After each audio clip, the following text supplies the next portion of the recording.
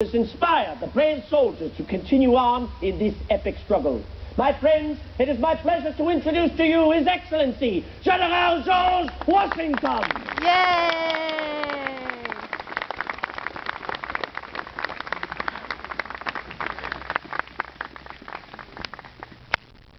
Friends, citizens, good people of the United States of America, as was mentioned, this city has been occupied previously. I know that it is never easy for a city to host an army, and this one has already done so on multiple occasions. When the traitor were here last April, followed by Lord Cornwallis last June, the Marquis himself last July, and now my combined Allied armies. Let me assure you, as was mentioned, it is not my intention to remain here over long.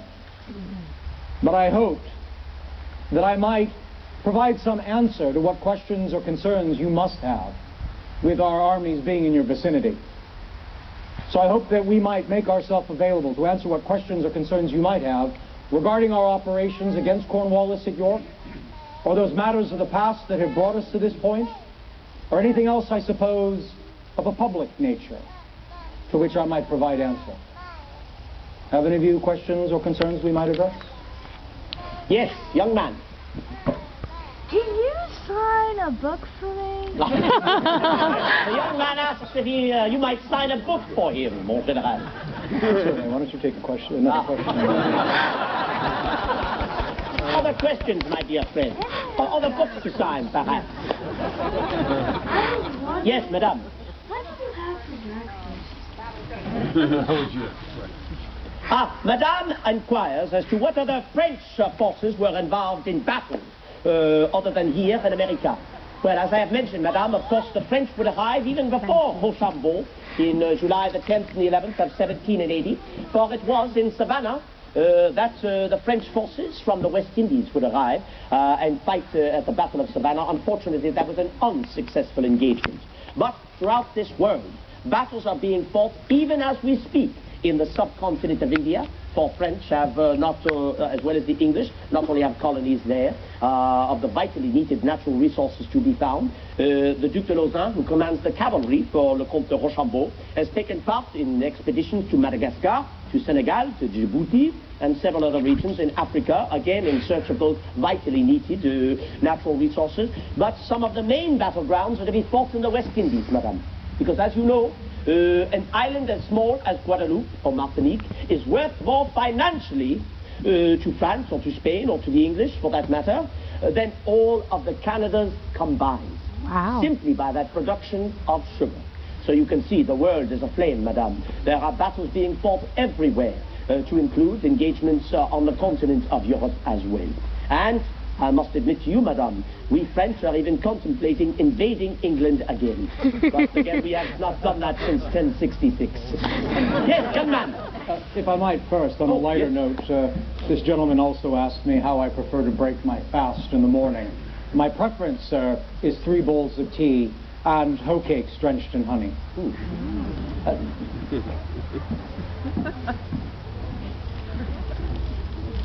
The question is, what happened to my half-brother Lauren?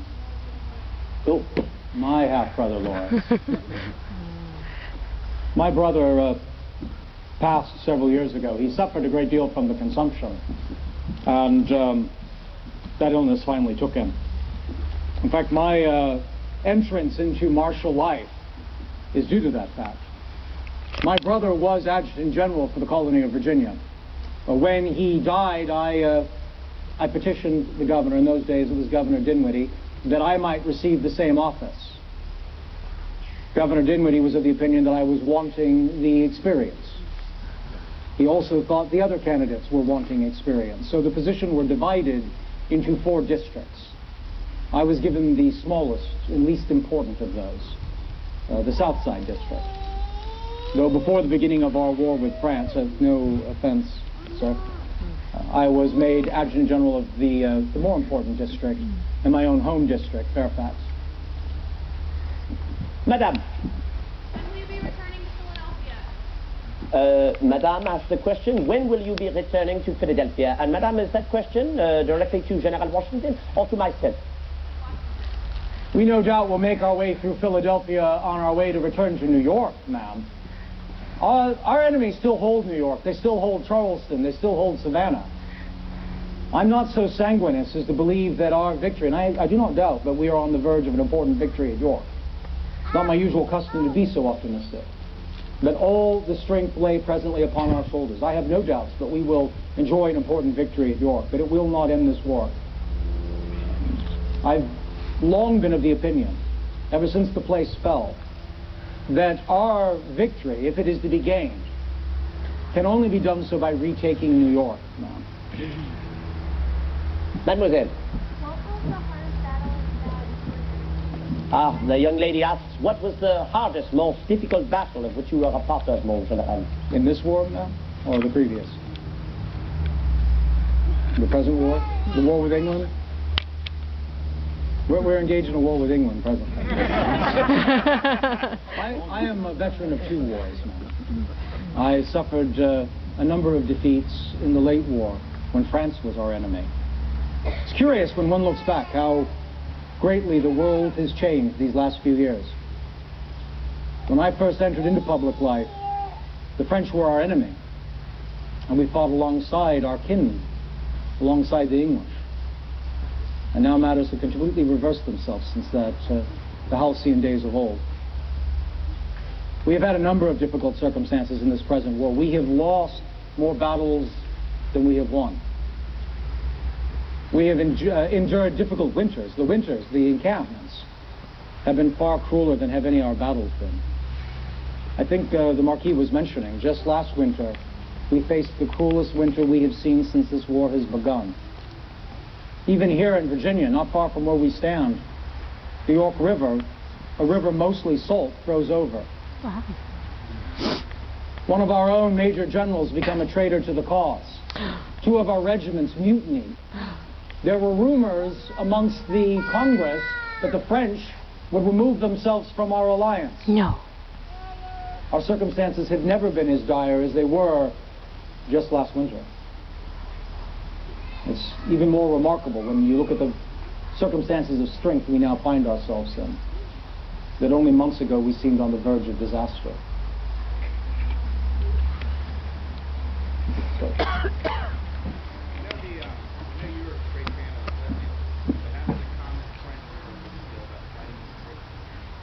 The question is directed towards me, mon général.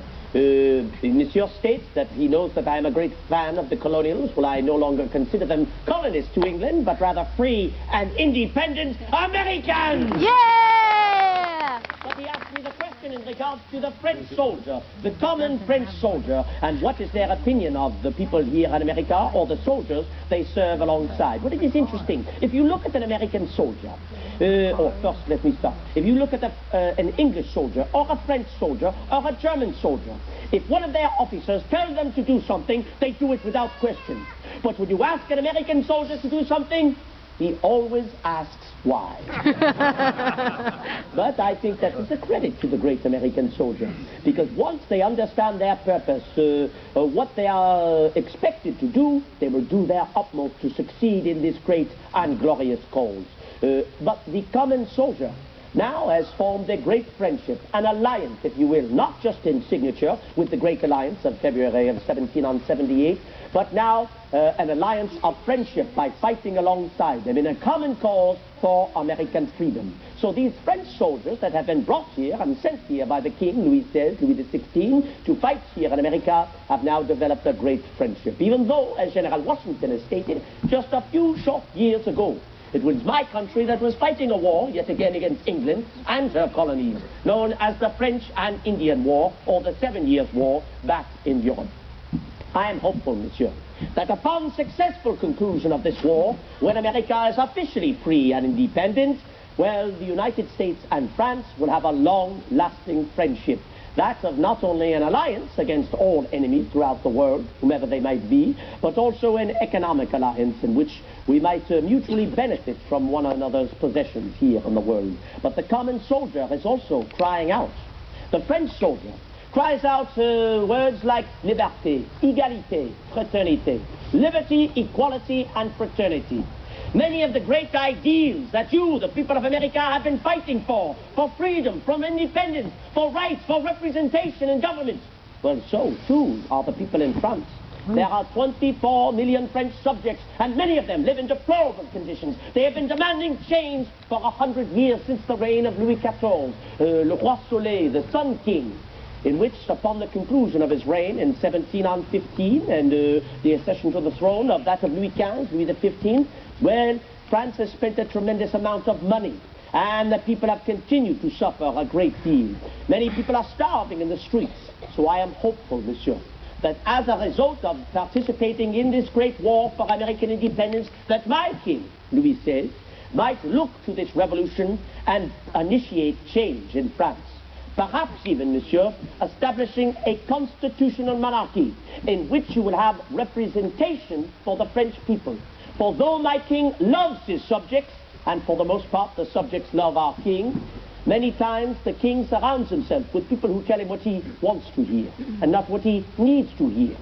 So if you have representation for the people in the different regions of France, in the great cities, whether it be Arras in the north, Marseille in the south, Strasbourg in the east, La Rochelle in the west, whether it be the great regions of Normandy, of the Auvergne, of Savoie, of Aquitaine, of the Dordogne, whatever it might be, the people of that region could elect someone to speak on their behalf and report to a Congress, if you will, or even a parliament, and inform the king of their difficulties, so that if the people are starving, they can be fed. If a new road needs to be built, it will be built. If a new bridge needs to be constructed, it will be constructed. Because at this present moment, the people in France are crying out for change. They are crying out for these same rights and freedoms that the people in America are fighting for as we speak. So there is a kinship. There is a connection between the two, with the great writings of Voltaire, Rousseau, Montesquieu, the great philosophers of this enlightened age, this age of reason. So I am hoping that even though many of these great ideas have been exported from France and embraced by the people of America, let us hope they shall return to France. We wish to preserve the monarchy in France, but I do think that change must be created, or else France will suffer her own revolution. Thank you for your question, monsieur.